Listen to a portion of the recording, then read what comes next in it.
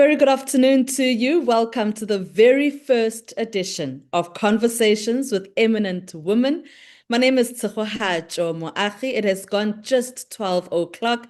And of course, we'll be with you for the next hour. And I've got lovely ladies that we'll be in conversation with. And this particular topic is one that I just thought we needed to delve into a little bit more, as we are seeing women having children at a much later stage. And this afternoon, we speak then about first-time moms at 40. Can you believe? Yep, that's correct. There are women who are having children for the first time at the age of 40. And so that's the conversation that we are having today on Eminent Women. You are currently streaming us on YouTube. And please remember to also send through your comments, questions that you may have for our specialists today. And we'll definitely be fielding those questions too as we unpack this very important conversation. Joining us, we've got Nkateko, who is a counseling psychologist. Nkateko Ndala Mahoro, she's a counseling psychologist, because I thought, even though we'll speak to a first-time mom, we need to get an understanding psychologically what actually happens when you become a first-time mom at the age of 40. We also have Mudilati Masipa, who is an entrepreneur. She's a fashion designer, and she'll be giving us her lived experience as a first-time mom as well. And later on, Eminent Women Family, we will be having Dr. Dlakuva, who will be speaking to us as a fetal and maternal specialist. She will be joining us in a little while as well. You know what it's like being a doctor. She had to rush off to an appointment, but we'll definitely also have her on the line to speak about the possible dangers, but the solutions in this day and age to such a situation. As I said, my name is Tshegohaco Moagi. Join us every week as we have conversations with eminent women. Let's then get straight into it. And I'd like to start with Mudilati. I call her Mo. Mo, good afternoon. Thank you so much for your time. Let's first start off. You are a fashion designer. How did you get into that particular space to be an entrepreneur? And then we'll get into the issue and we'll delve deeper into you being a first-time mom. Hi, good afternoon, everyone. Yeah, it's 12, so it's afternoon. I hope everyone is well. Hi, Tshego. So as a fashion designer, I think it's something that I've always known that I would be, that it would be a career path that I would take. So I've been sewing ever since I was in primary school. I think I had my first machine when I was 9, 10 years of age, so I think this career has always been with me in a sense. But I did go to school to further my studies, and yeah, basically that's been the rest of my life. I've been doing it ever since. I mean, you can't say to us you did go to school to further your studies without giving us the detail behind it all. But of course, the challenges I can imagine, Mo, when it comes to being a fashion designer in the South African context, especially with what we are seeing, where we are finding the counterfeit, fashions making their way into the country. Yeah, that's definitely something that we are struggling with as fashion designers. And I just wish maybe the government could meet us halfway and not have such an influx of the fast fashion coming in. And that's actually doing to the industry is making designers let me say not as excited about the field. I mean, I can give you an example about when COVID hit, and literally the whole country relied on us, and what a great feeling that was, because we were looked up to sew the masks, so I think as a fashion designer or being in the clothing space, for the first time we had the country looking at us to solve a solution, and that's because it hadn't yet opened up to other countries to supply the masks. So I really do feel like the government should assist us, because the fast fashion is also dumbing us down in terms of what we're doing creatively. Because unlike before, we would have seasonal fashion, whereas there would be clothes for winter, and then there would be for autumn and summer and spring. But now there's a new outfit or there's a new change every 3 weeks, basically. So creatively, it's going to bombard you. There's no way we can survive with that. I can just imagine, being able to keep up, so to speak, with what is happening in the market. And so, when we speak fashion design, when we speak about your particular journey as an entrepreneur. You've spoken to us about some of the challenges that you faced. Let's just quickly then unpack some of the successes as well that you've had as a fashion designer. I mean, you've done some phenomenal work. I mean, I've dressed a lot of the big wigs in the country. So that has been exciting without naming people by name, you know. But yeah, it has been exciting. I mean, I've dressed you. And you are a large part of the community of the celebrities that we have in the country. So you are amongst one of them and the rest. I mean, I'm not sure about being a celebrity, but thank you. I You're think my I'll take it. celebrity. Thank you. So let's bring in then the issue, of course, which is our main topic today, more the issue of being a first-time mom at the age of 40. You know, when I approached you about this very podcast, and being the first premiering actually on conversations with prominent women, you said to me, you know, the issue of being a first-time mom is one of the things that is not explored enough. And there's a large community and a lot of women that are actually first-time moms at the age of 40. When did you then decide that this is the journey that you want to take and you would like to be a mom? I mean, first of all, I wouldn't necessarily say I'm an advocate for women having children at a later stage, you know, but I am a person coming forward and saying that, yes, even at 40, it does happen. I would have liked to have my child a bit earlier, you know, but God bless me at 40, and that's what I'm here for. So, like I'm saying, I'm not advocating that people should wait. You know, I think you are definitely, as a woman, more fertile, you have more energy, you know, etc. So I'm not advocating for women to wait, but I am saying that if you are in your later years, there is still hope for you. And so, you know, Nkateko, I'd like to bring you then into this because you hear Mo, she says she does not advocate necessarily for women to wait, but psychologically, there must be prep work, right? You want to have a child at some point in life, like she also said, but it might take a little bit longer than what you had hoped for. So when it does take longer, Nkateko, psychologically, how do you prepare your mind that you know what, it might take a bit long, but I'll eventually get there? Yeah, and I want to speak to that. As Mo was saying, it's not necessarily that she is an advocate for women to wait until that long, but it happened along her journey. And I want to point out, Tseho, that motherhood at 40 can be very empowering because by this age, many women, they have greater self-awareness, emotional maturity and stability, which can be psychologically protective in raising the child. Yes, Mo is pointing to not having energy, but there are also ways in which we can keep ourselves, you know, vital and energized, you know, being at the gym, eating the right food, having support system. So it's not necessarily all doom and gloom to have a child at the later stage. What for me is important is that a mother is more mature to have a child at whatever age it is, because it can be that you have a child at a younger age because of the societal pressure, but you are not emotionally mature and ready to have that child. And that is an interesting part that you mentioned, you know, being psychologically mature and ready to have that child. Is there anything that can be done, Kateko, for a woman, whether you are turning 40, you're 27, you know, whatever age, to actually prepare yourself mentally to have a child? But I suppose for the older ladies, you know, from 35, they say that it could be a high risk pregnancy. So, is there anything that you can do mentally to prepare yourself to have a child when you turn 40?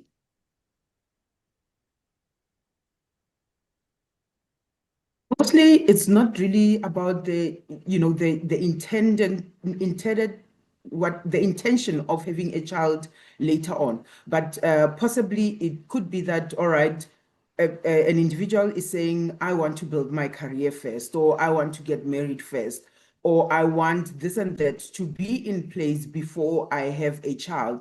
So, or even have a, you know, a safety nest before I have a child. So it will be, what are your planned or your future goals align to a baby coming into your life. Yes, I do understand and I acknowledge that with other women who have babies at a later age, it could be fertility issues, and also and not having the right partner to have a child with, because that is also important. So to have a right partner to have a child with. But for most parts, and from women that I have interacted with that have had children at a later stage, if it's not fertility, it has been quite an intentional route of saying, I want to be, I want to build my career up to a certain point, or I want to be married first. I want to have built certain things around me for me to have the child first. So it's really about what has your journey been like? Where it has been a fertility issue, it can, there can be a lot of anxieties and self-doubt and fear and judgment, judging your own body to not having babies, fear of, am I good enough? Am I going to, is this going to work out? Is my child going to be healthy? So sometimes, when you are an older mom, especially when it has been that it's a struggle, we often internalize high expectations and striving to do better than the past generation. So, and this perfectionism can fuel anxiety if left unchecked. And that's the two parts, where one, it's a chosen route, and the other one, it's because of the biology. Mo, for you, was it a chosen route, or what did you do? I mean, you hear Nkateko also say that, you also have to have the right partner to have a child with at a particular age. And it's something that women often, wait for, to have the right partner, to make sure that the career is nice and set, that, you've got the actual resources that you will need. For you to then have a child at 40, when you did fall pregnant, how did you feel, and how did you then prep to actually give birth at that age? But also, for you, what did you do for yourself to be ready, so to speak, to have a child? I mean, for me, oh my word, I had been trying prior that for about 4 years. And I think the mental strain of desperately wanting to have a child actually maybe leads to a blockage of you not having a child.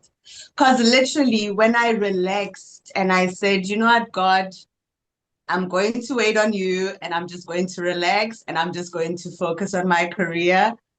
And at that time, before it happened, I was like, okay, fine. In the next 6 months, I'm going to explore fertility options that I've got. And literally, after I relaxed and I just said, you know what, let me focus on other things, I fell pregnant. So I did not even need to take fertility treatment, which I had planned to do. It literally just happened when my nervous system had just allowed the universe to just take charge. So I don't know if I'm very lucky. I mean, I'm grateful, but I think I'm lucky as well.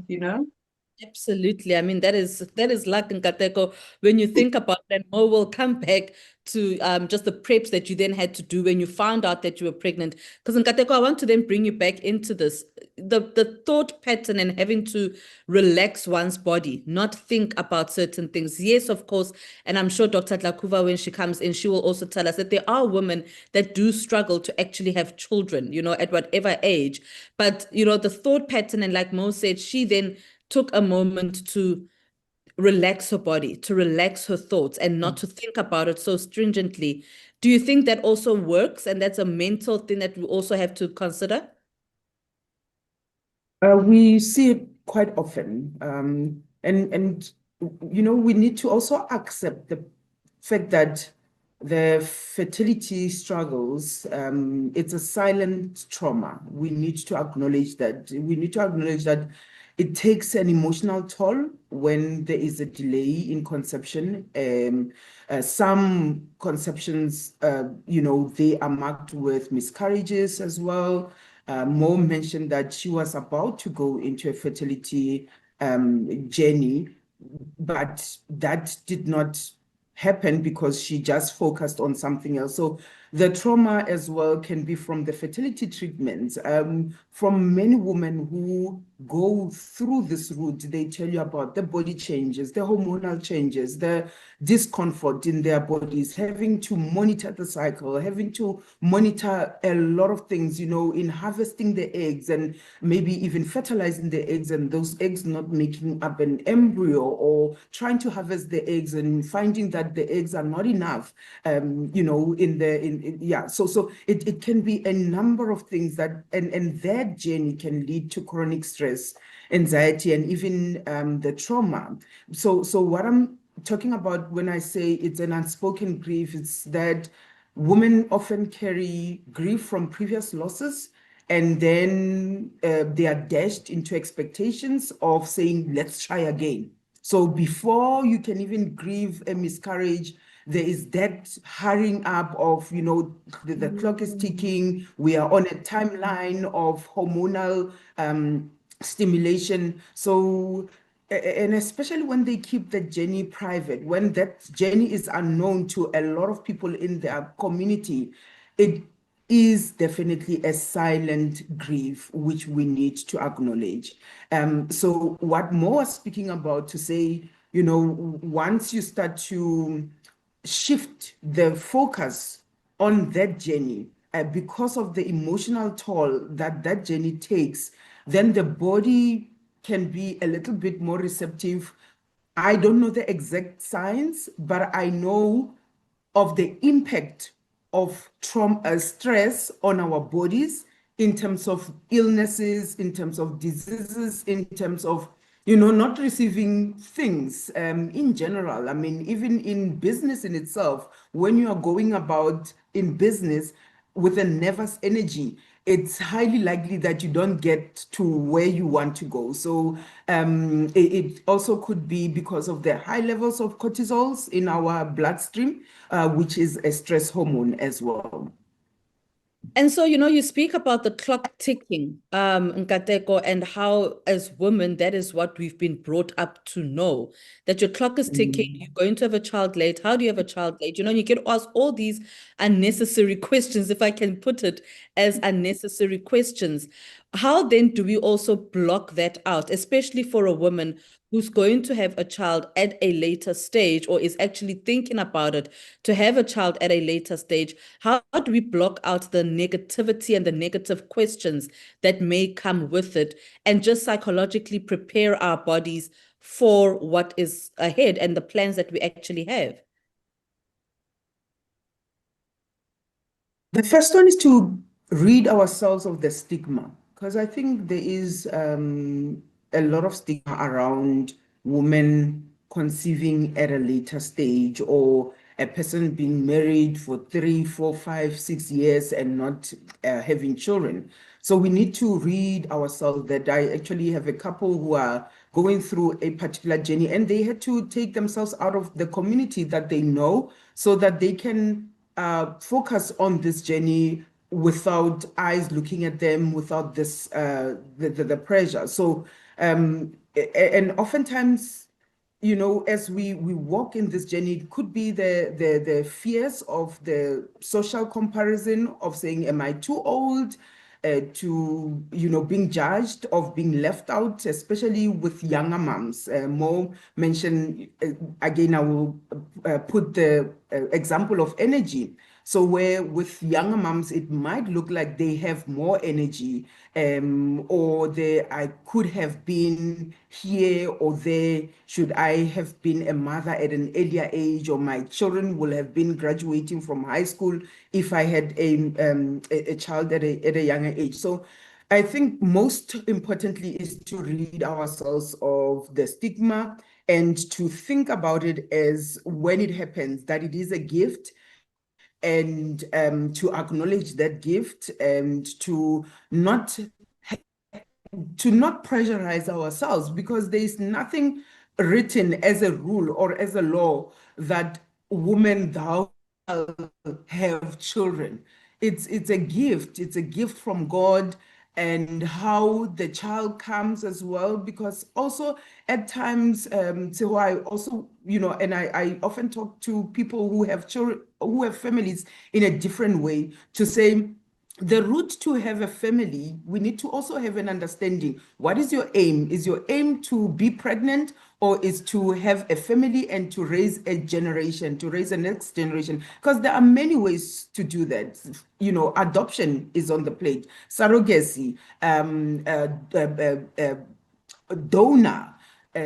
So there's many forms. Oftentimes, when women go through the fertility route, with their partners, they feel like it's not organic enough. Or when they go the adoption route, they feel like it's not organic enough. And I often challenge this narrative with them to say, at the end of the day, even if it's not a biological gene, it's still your gene in terms of the imprinting, because you are still going to teach that child your own principles, which is going to be your legacy, because they will have been your kin in terms of how you have raised them and how your surname is going to be carried forth because of the mannerism and the behavior. So the fixation as well of the conception versus building a family. And oftentimes when couples come to me with a struggle of conceiving, especially when there's pressure of the biological clock,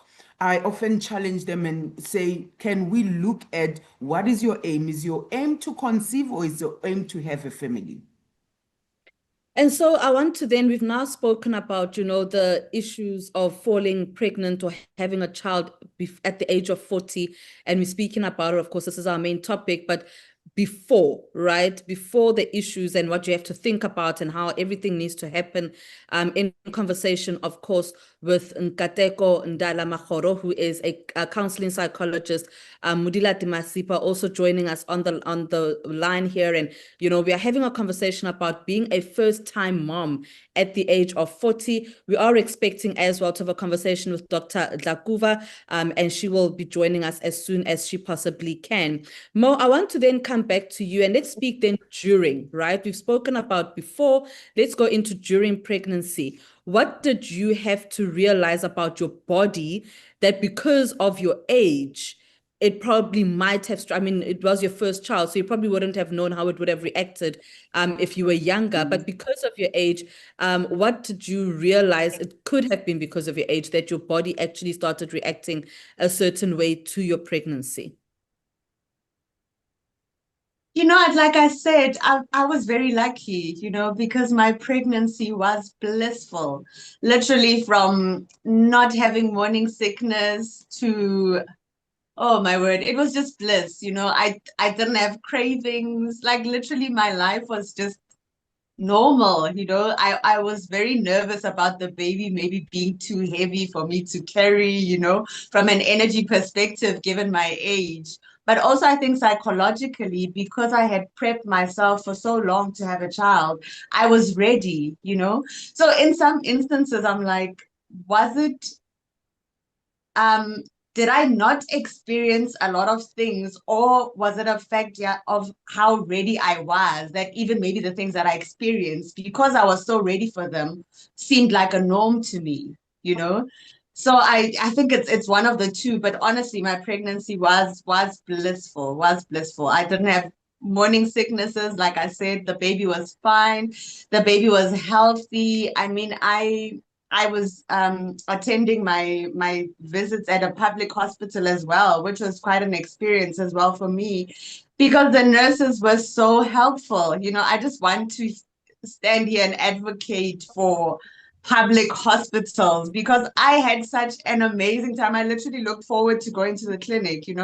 I mean, I attended my visit at Galafong Hospital, which is near home, and they have I forgot, maybe doctor can help me, but they have a specific section for mommies that are 35 and older. And this is because they take you through rigorous tests throughout the pregnancy because you are of age to determine whether something might be wrong with the baby or whatever. So the public hospitals were amazing. My visits were amazing. I just honestly had an amazing pregnancy.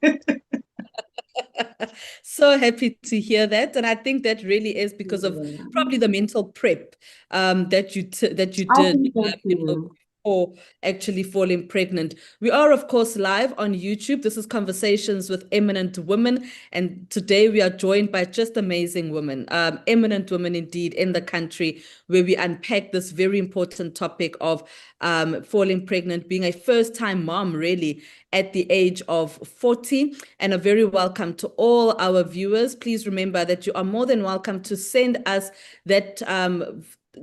a comment. When you can, just write us a comment and just let us know what it says and what your feel is of this very topic. But also, please go ahead and also share with us any experience that you yourself may have. And you can do that in our comment section on YouTube, and we'll read those comments shortly. I want to come back to you more that during your pregnancy, when you look at how everything went, like you say, you were very lucky, you were very blessed, and so forth. But when you look at how your pregnancy went, and during that time, the support that you received must have also been a huge deal. Look, if you're going to fall pregnant, I think this is for any age group. A support structure is extremely important. And I think that's why I managed to enjoy my pregnancy and even post-pregnancy because of the support structure that I had. So even going further than just the father of your child, but the support structure, I'm talking, we say, it takes a village to raise a child, I guess. I'm experiencing exactly that literally after the birth, I sometimes you just want just a little 10 minutes to yourself to do whatever, even if it's just to stare at the ceiling, that 10 minutes of taking one, umisako your sister or umisako your mom or whatever. So definitely I would say that's amongst the things that you should look around and make sure that it's available, a support structure. That is definitely key to, I think, anyone enjoying their pregnancy, actually. Nkateko, let me bring you in here before we go to our viewers and the questions that they have as well, or the comments that have come through already. The issue, of course, of having that support structure is something that perhaps some women may take for granted, or may think they do not need. How important is that, especially for one's mental well-being? You read up and you hear about it, that when you are an expecting mother, you need all the support that you possibly can get, no matter the age. But how important is it that even the older that you get, you actually need it perhaps a little bit more? Absolutely. Absolutely. And before I go into that, and shout out to Mo and Leashma Atridgeville. So that's my home as well, Atridgeville, born and bred there. So I'm even happier to hear that Calafon did such a sterling job in taking you through, and even the intervention that they have in there. I did not even know that. And I will also spread the word as a fellow Atridgevillian. But also what Mo highlighted as well, so before I go into the support structure, is where there's always an expectation that being pregnant at a later stage, so again, just that stigma that frames later motherhood as unnatural or risky. These narratives, they can harm mental health, but I'm glad that Mo had sort of a very smooth one, and not to play out into that stigma that we know, or the societal stigma that we know of women being more at risk. But so when we talk about the social support, I think there is so much power in the chosen community, so not everyone has a strong support system like Mo has already indicated. So where people do not have such a strong support system like, the sisters, the mother, the husband, the partner, the community in itself, therapy and support groups helps to create safe emotional spaces for processing experiences, when somebody is going through maybe the fears, the anxiety that they have. And most of the anxieties are around the safety of the birth of the child, and maybe even building resilience through routine, so encouraging journaling and as I said, or therapy to emotionally anchor an individual through the unpredictable phases of motherhood, because the older mother might think that their child is doing this because they gave birth at a much later stage, only to find that it is normal. So in processing all of these emotions and going and being in support groups, it normalizes their experience, and asking for help and looking at asking for help as strength and not weakness. And remember, when a person has a child at a much later stage, they are high functioning, they are businesswomen such as Mo, they are executives, they have really carved a path in their career, they are known, they are, they kill the cow and come and cut it themselves, so they are really doing it for themselves out there, but still they need support in navigating being vulnerable. So asking for help is not a sign of weakness. And in that also, being in a support system, it helps them to also realize their identity, because remember, there was a strong identification in I'm an executive, I'm a business leader, I am a business owner, I am a principal, I am this. And now being a mother gives you a different identity, where you might not even, for the longest time when I had my children, I did not wear anything that is a solid color. I had to wear prints all the time. So that is an identity change. And with that print, then I started wearing a lot of your African traditional cloths, because they have prints in them, and that helps when you're about to go and speak and a child has touched you everywhere. Nobody will see that you have stains in your clothes. So that can be one way of the identity change, where even one student in my class said, "Oh, ma'am, I see you like a lot of African prints. I'm going to Kenya, I'm going to bring you one," and I made some more. So that was then my identity, having changed, where I did not wear solid colors in that time. Well, that's quite an interesting tip there, Mo. Maybe something that you might also want to grab onto to No, avoid this. I completely get it. I completely get it, because I've just now realized how I can't wear big earrings anymore because he pulls on them. So literally, I'd walk out and then just wear an earring on one side, just for representation. But I honestly, like, I literally didn't have to change my wardrobe here and there. Like, I can't have my hair long and hanging because he's going to pull on it, in terms of makeup. You can't wear that with much makeup because he wants to touch my face and this and that. So there are somewhat adjustments that you have to make. But like I said, I've been ready. So these adjustments are just a bliss to experience for me. It's at no inconvenience, if I can put it that way. Absolutely. And we'll definitely get into the after, right? What happens after you've given birth at the age of 40. Let's see if we can't get some of those comments indeed, so that we can read them out and just hear what people are saying right here on the YouTube channel. This is, of course, Conversations with Eminent Women. Joining us is Mudilati. She is a mom at 40. Nkateko is a counseling psychologist.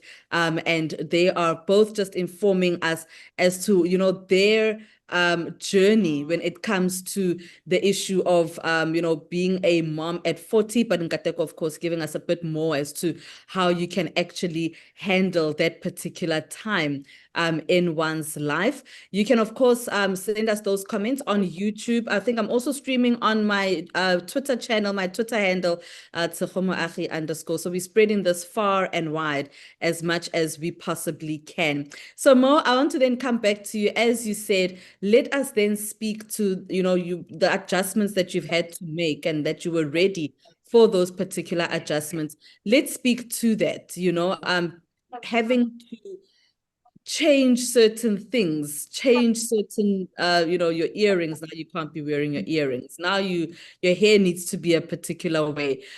Mentally, that also can take a bit of a strain, not?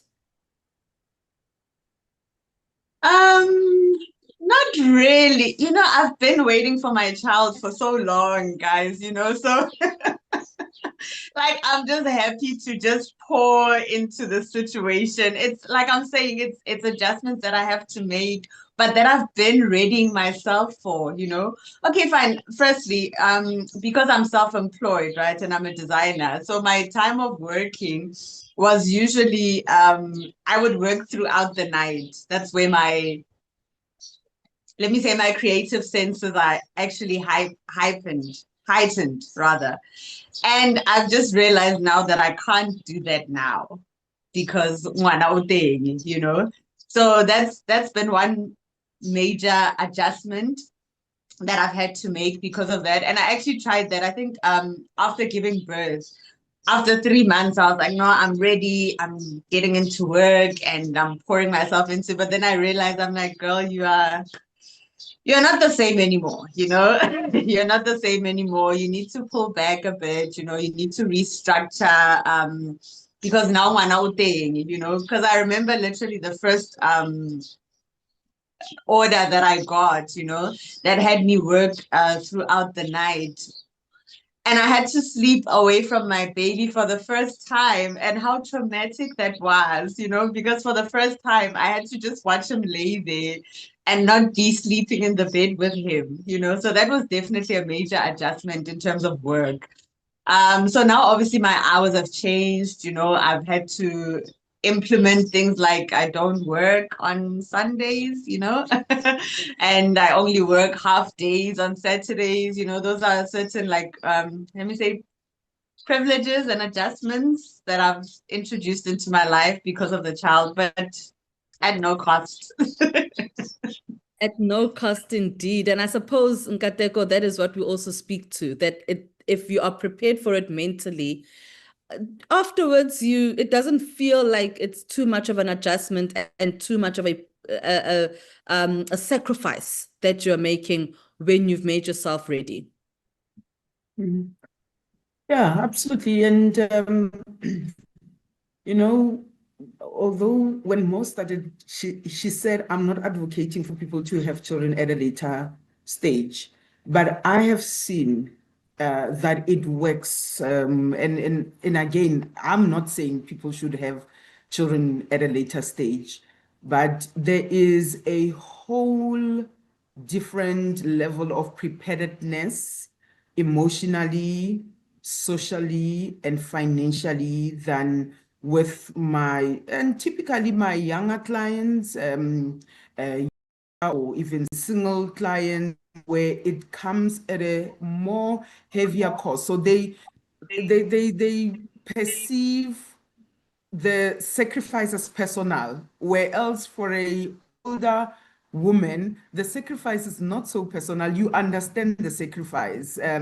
So, there will be comments like, I'm not taking a break. This child does not give me a break. But, well, you brought this child to this earth. And with an older, more mature person, they understand that responsibility very well, to say, you have brought this child on earth. So I find it that typically, and I'm not generalizing, but typically, a younger mother will want to ship off their child easily, nearly willingly, versus an older mother, where they will want to stay a little bit more or stretch a little bit more, bond a little bit more. There is an appreciation of the milestone a little bit more. So, and this is not younger versus older kind of a debate, but it's to say there is so much beauty in having children when you are older. It's not a taboo, it's not a stigma, it's not careless, it's not as risky as it used to be without the medical intervention that we have. Now, medicine has progressed to a point where it is possible to have a healthy baby post 40 years. And I want to then just quickly ask more before we try again to get those comments from our viewers. The issue, of course, of the myths that, should be debunked. And I know that you're not a medical doctor, but of course, from your experience, the myths of trying to debunk what people think actually happens at the age of 40, from your personal experience, of course, what are some of those things that you think need to be debunked? I mean, I just think women just need to allow themselves to be, I mean, the stigma, my gosh, that comes with having a child at this age. Some of the comments I would get, would be like, oh, like when I was still pregnant, oh, you're pregnant, come on, how a guy, meaning, yeah, come on, how a guy, and I'd be like, oh, my Tom, it's my first child, and then they would go, oh, shame, like, okay. So those are some of the things that I had to deal with, and I think we should completely normalize it, because everybody has different experiences in life. And like I said, for some women, they did not choose to have a child this late, like myself as well. I didn't choose to have a child this late. It just happened that I had a child this late, So I think different women go through different experiences, and people, in a sense, just need to mind their own business in a way, because you never really know what a person is going through, because pregnancy is very, very sensitive, Yes. I mean, when I was trying, Tshego, it was literally like pregnancy. I mean, I know the struggle, it was literally pregnancy test after I've literally still got a plastic that I don't want to throw away. It was literally hundreds of pregnancy tests, because every time, and also that also would put pressure on the relationship as well, because now when you think intimacy, you're thinking, I need to catch, I need to catch. And literally that's what the relationship becomes, So yeah, like I'm saying, it's a very, very sensitive topic. I think if you don't have to comment about it to any women that are older and are childless, you don't need to ask them any questions, Yeah, just not to be rude, but let their business be their business, because you never honestly know what a person is going through. So these comments of what are you waiting for? I mean, I was still fortunate because I wasn't from a family that continued to pressurize me, but I knew, people are talking about you, even though they're not talking about you in your face, like, oh, when is the child coming? When is the child coming? So you never really know, you never really know. Don't ask the questions. People are going through a lot, yeah, just mind your business. Yes, okay. Tshegohaco, I see you nodding there. You want to add on to what Mo has just said? Yeah, absolutely. Because it's unnecessary pressure, it's unnecessary judgment. You don't know an individual's journey. They could have had 3 or 4 miscarriages. What business do you have in asking them, when are you having a child, or why are you having a child this late? You don't know their story at all. And that adds to then the anxiety and also the trauma of an individual walking the journey. So you can just imagine they are already they're already grieving. They're grieving the fact that they cannot be a mother. They are grieving the babies that they have lost along the way. And now you asking them that question, it just puts so much unnecessary emotional toll and emotional distress on an individual. So if you have nothing to do with that particular woman's fertility, if you are not their doctor, if they have not volunteered any information to you, stay away. Don't ask. Don't even ask if they need help.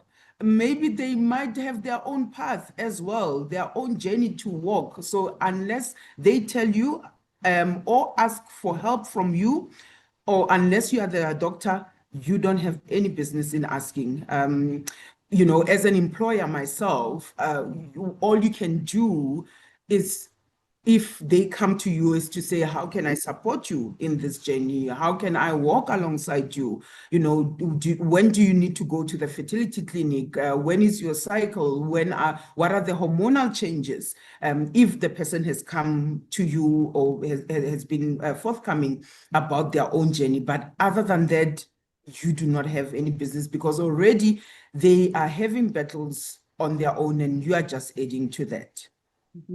I want to then definitely now go into those comments, that we have seen from our viewers, and we welcome, of course, all our viewers on the YouTube channel, Conversations with Eminent Women. This is our premiere episode. We are starting it off on a bang, where we speak about being a mom, a first-time mom at the age of 40. And we know that this is a growing, I don't want to call it a trend, but we are seeing more and more women actually deciding that they are going to have children at a later stage. Let's just take a look at some of the comments that have actually come through, and let's see what people are saying. You are also more than welcome. We're going to call you now the Eminent Women family. You are more than welcome as well to take part in this conversation, and of course, be with us during this time as we have a look at some of the comments. Good afternoon to you, Spiwe. Says, I am honored to be part of this conversation. Thank you so much for tuning in and being part of this conversation indeed. Questions, comments as well that you may have. We were, of course, hoping to also be able to get in touch with a doctor that can give us a bit more medically, but hopefully if she can join us still, we'll let her join in. Hi, Refilwe says, hello, loving the panel and the conversation. Thank you so much, Refilwe, to you as well for engaging us on this very comment. Khomotso, good afternoon, says, as always, Tshegohaco, you have put together a dazzling offering. Really enjoying this. Thank you so much to really enjoying this.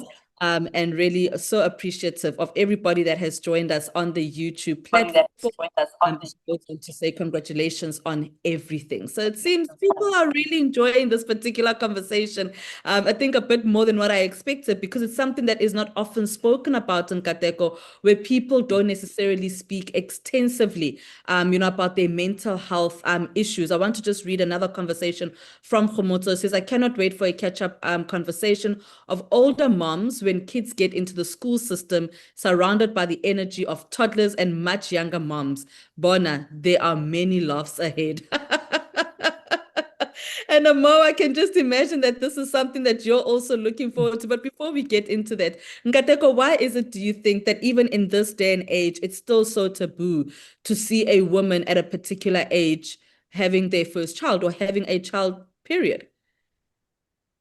It's how we have been socialized, the societal norms, where fertility is equated to youth.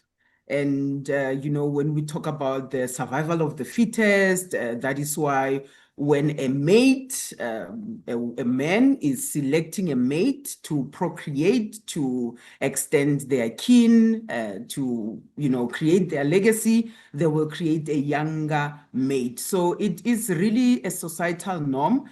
And it's to say and to debunk that myth in today's conversation, to say society has moved away from that, from an older man seeking a much younger woman because of they look like they can be fertile, because that's also not the sole aim of being partnered in this and age anymore. So as I said, the aim back then, it was to procreate so that you preserve your legacy, your kin, your surname.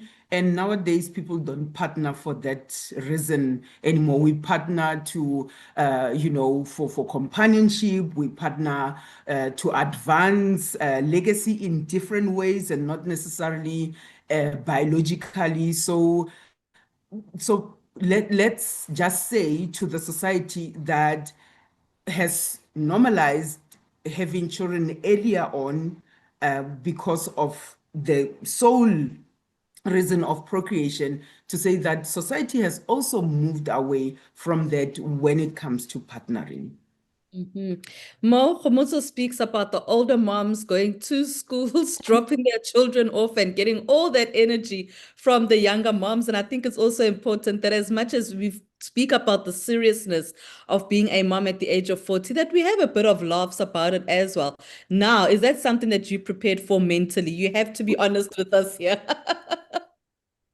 Look, I mean, I've already taken my son to creche, right? And I've already experienced parents' day, parents' meeting, my first parents' meeting, rather, which I was extremely nervous about because I'm thinking, I'm gonna be the magogo, etc. So I was very nervous about that.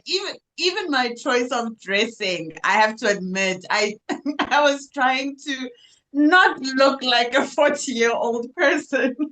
But I came back. I mean, the parents' meeting, I don't know what's happening with society nowadays because we were almost the same age, which goes back to you talking about how society now, the moms are choosing to have kids at a much later stage. So actually my panic was for nothing, or maybe I'm just lucky with the creche that I chose for my son for now. But honestly, I do have like a slight panic, when I think about maybe mother and like parent sports day where the parents are out there and they're about to run, or whatever, play the spoon games, whatever, I don't know, and I'm thinking, am I gonna manage? So those are the things that I'm thinking about, and I think also that are maybe pushing me to live a healthier lifestyle so that I can be able to partake in certain things as well. So yeah, the nerves are there, but I've just decided I'll deal with it as it comes, as and when it comes. As and when it comes, as and when it happens. And in Kateko, it is something, I suppose, that when you plan to have a child at a later stage, it's things like that that one needs to think about. Keep that in mind that, like Mo says, eating healthier, making sure that you're there for your child. How important is that to mentally be prepared for that as well? Because we can speak about the before and the during of pregnancy as a first-time mom at the age of 40, but what about afterwards?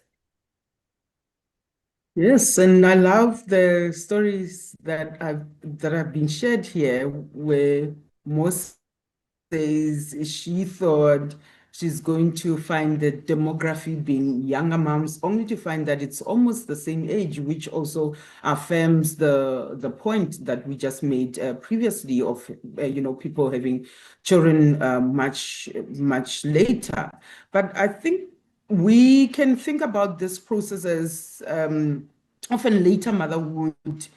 It offers more clarity in our decision making, and beyond pregnancy and beyond the fertility journey, the voice of a mother or of a parent who is an older woman or a woman over 40, there is an advocacy that is a little bit firmer. So you are able to say, I want this for my child. You don't go with the flow. I want this kind of curriculum for my child. I want them to go to this type of schools, and these are the reasons. So there's advocacy for self and advocacy also for the babies because of the maturity of thought. We think things well and not just go with societal norms. So for me, I take it as a huge advantage that you have a stronger voice in terms of what I want, how do I want it, where do I want it, and it's not just this automatic thing of I'm just going to accept what they are doing at my child's school, but to be like, hey, I'm here, I'm present, I've got a voice, and I can be firm in what my child is receiving. Absolutely. And that is very important that we are firm, you know, in what the child is also receiving, but also being able to be fair to ourselves, right? And Kateko, that's an important part that we also need to think about. And how can we then do that? How can we be, what is the right word, to be soft on ourselves as well, or for parents who are 40, to be soft on themselves and to say, you know what, this is the situation. And I need to also Yeah. take care of myself as a mom at the age of 40. Yeah. And we need to speak without shame. I think that is that softness. We need to be gracious to ourselves and encourage ourselves to own our journey, whether the child came through natural conception, IVF, adoption, or surrogacy, to really say, this is my journey. I own up to that, and I know what it takes. I know what it costs as well, and I'm going to do what matters. I think also what is important is what matters, and that whole thing of not being pressurized and having a voice, it's then saying, as a mother, and maybe even an example, I went to a spa, and I had a habit of doing that a certain day, and it happened on that day. It fell on school holidays, and my children protested because I went with them. So they protested and said, I had this and that treatment, and why aren't they having those treatments? And I said, for me to take care of you, I need to take care of myself. So you can imagine a younger mother will not have that voice. They might feel a little bit guilty, to say words like that. Or they will even say to me, Mom, you are a bit stricter. If you had us when you were younger, you will be playful. You will not be as strict as this. And I say to them, well, did your younger mother's friends or whatever, did they take you here, here, here? And then you will hear them, keeping quiet. So meaning that you show up for yourself. So as much as you show up for your children, you are able to show up for yourself as an older parent. That's what I believe. Dr. Fuziwe has been able to join us. And Dr. Fuziwe, I know very well that it was because you were in theatre and you had quite the emergency. So as long as we won't be able to have extended conversation. However, let's just maybe speak from your point of view, as a Ghanaian, as a doctor. We've spoken about the preparations for women mentally, physically, when they become moms at the age of 40. And welcome to the platform. As a doctor, what do you specifically look out for to ensure that you are able to deliver a healthy child for a mom that falls pregnant at the age of 40? Hi, Tshegohaco. Hi, team. Sorry, I apologize for being late. It's yeah. So I think the conversation needs to start early on, right? Women are delaying pregnancy, whether it's what do you call it, a conscious choice that they're making, to have kids much later. Perhaps they want to build their careers and to establish, themselves financially before they embark on this journey. So I think women need to actually have that conversation with themselves and be honest with themselves as to what their plans are for the future. And if you anticipate falling pregnant beyond 35, right? I think it's prudent to actually make plans beforehand. We know that, when you older or you want to be pregnant older, that fertility declines, in the older age group, right? So I think when you want to delay, make plans like, okay, fine, I'm gonna have the baby later, so maybe I should store my eggs, right? Because the younger you are, the healthier those eggs are. right? And you reduce the risks of abnormalities, chromosomal abnormalities in the baby. So I think it's very important, when you do start out in your career, save some money, save some eggs, store some eggs, and then you can save them on for later on. Okay, so that's the first part.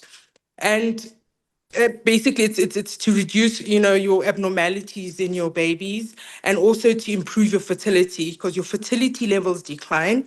And number two, it's the risks of having abnormalities in the pregnancy also increases in the older age group. So it's better to actually mitigate what we can.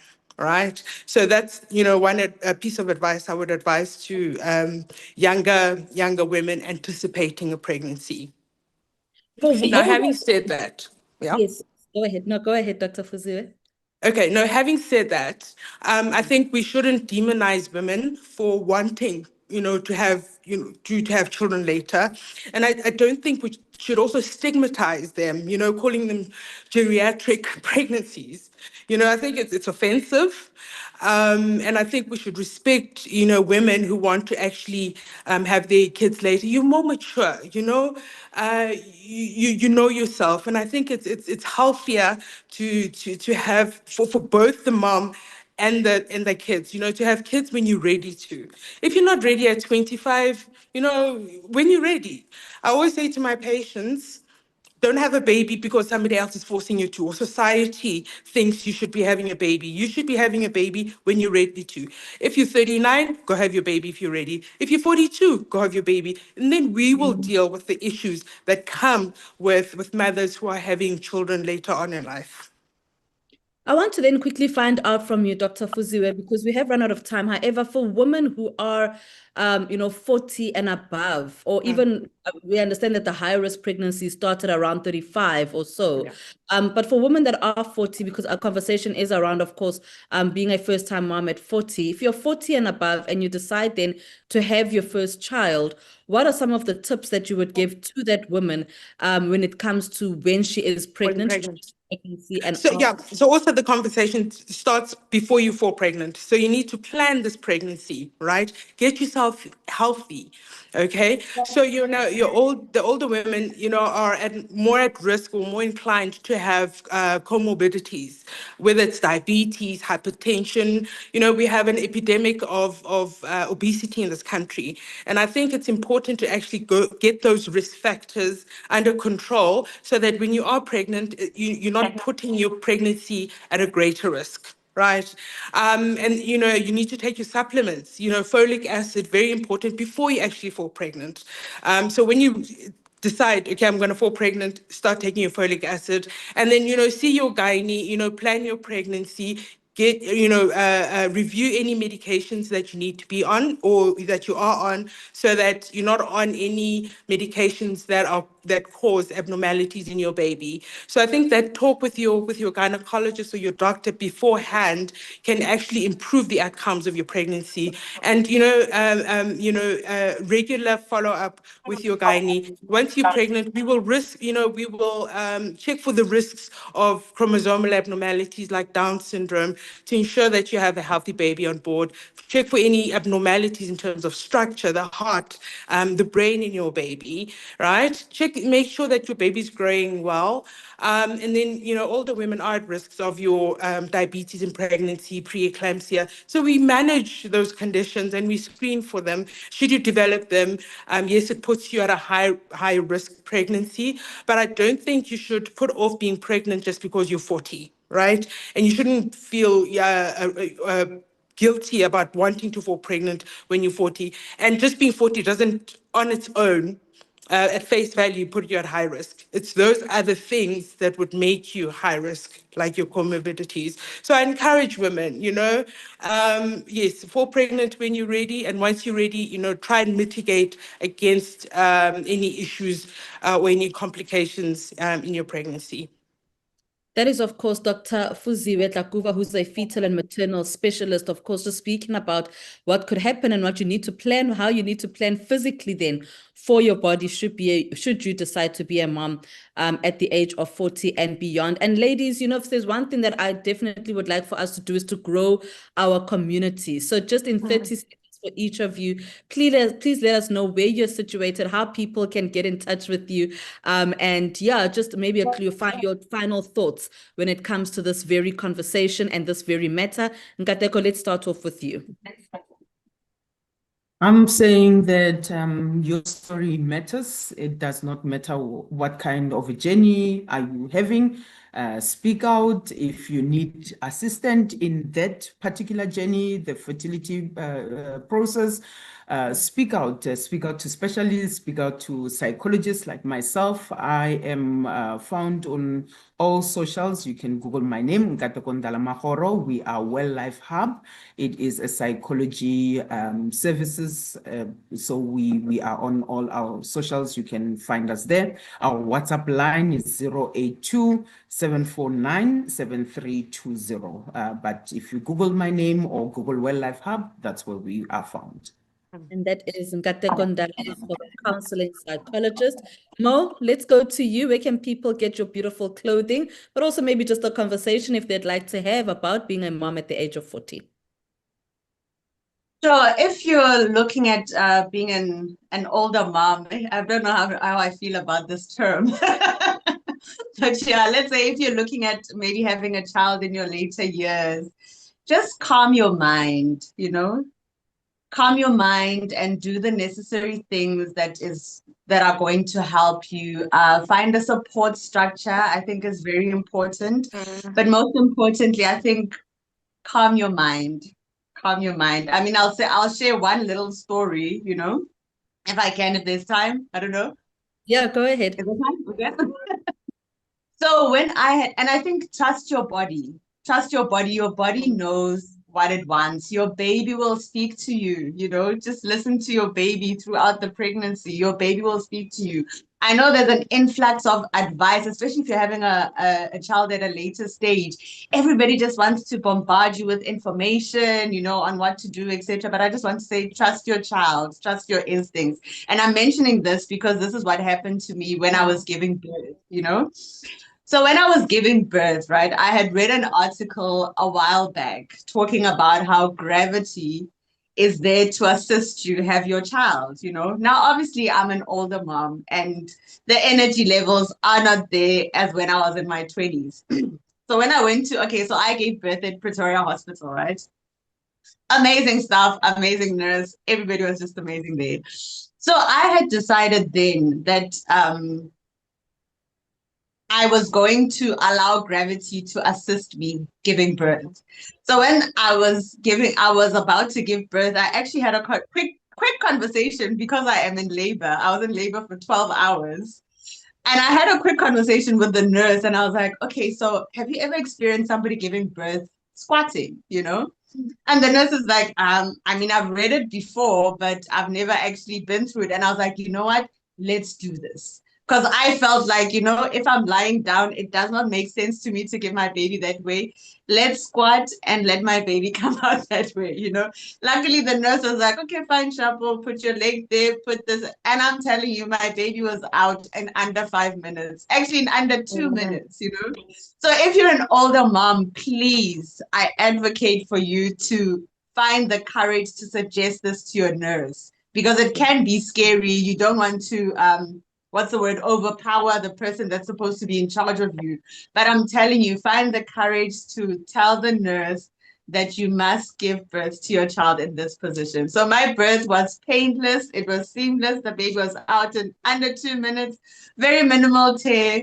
But yeah, in closing, that's what I think I want to share. If people want to reach out for me for my clothes or for the motherhood, I've got a page on Facebook called Mummy and Bumpy, and I'm also on TikTok as well as Mummy and Bumpy. But for my fashion side, it's Marriage Material by Venzuse or just Venzuse. That's where you can find me, and thank you. Thank you so much. And Dr. Tlakuva, you were nodding to Mo saying, let gravity lead. Actually, I'm glad that Mo was able to have a vaginal birth, right? Because you'd find that practitioners would force patients, older moms, to go have that Caesar.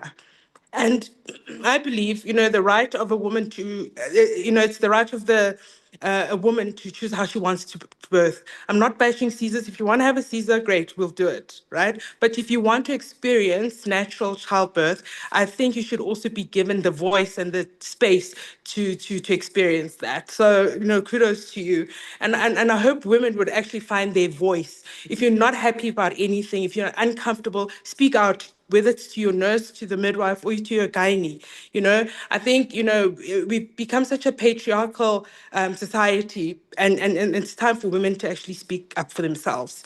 But having said that, I encourage women who are planning a pregnancy, have that conversation before you fall pregnant, right? Seek medical advice, go see your gynae, go see your GP, and actually have that conversation. We'll work through the journey with you.